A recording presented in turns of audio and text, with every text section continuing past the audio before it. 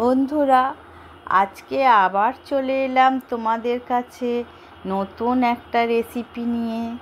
যারা নতুন রান্না শিখছো তাদের পক্ষে খুবই সহজ এই রেসিপি।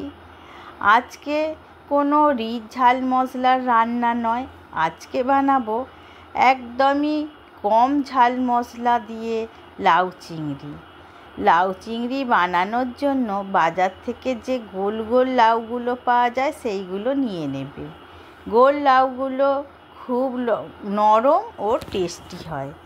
চিংড়ি মাছ দিলেও কিন্তু একটু বিউলির ডালের বড়ি যদি লাউ চিংড়িতে পড়ে তাহলে লাউ চিংড়ির টেস্ট আরও বেড়ে যায়। বড়িগুলো আগে ভেজে নিতে হবে। বড়ি ভাজার তেলেই চিংড়িও ভেজে নিতে হবে। তারপরে ভাজতে হবে আলু।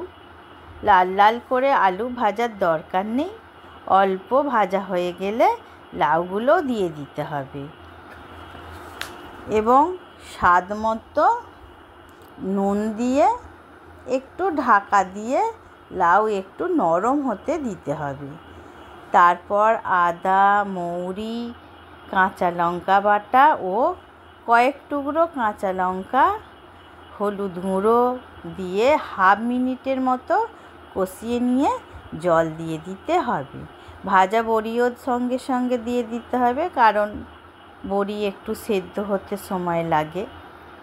এই লাউ চিংড়িতে লঙ্কা গুঁড়ো একদমই দেবে না, টেস্টটা তাহলে অন্যরকম হয়ে যায়। লাউ চিংড়ি একটু হালকা ঝাল ও হালকা মিষ্টি মিষ্টি খেতে ভালো লাগে।